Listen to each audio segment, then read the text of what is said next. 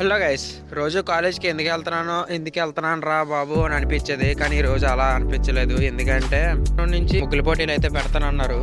ఇంకా వీళ్ళందరూ ముగ్గు వేయడానికి అయితే రెడీ అయిపోతారు. లేట్ చేయకుండా రప్ప ముగ్గులు వేయడం స్టార్ట్ చేశారు.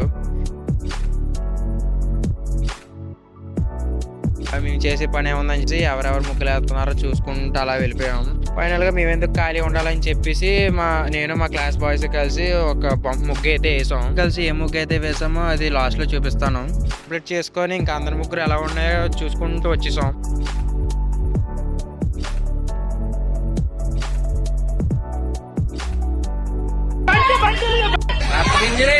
ఒకసారి తట్టేద్దాం.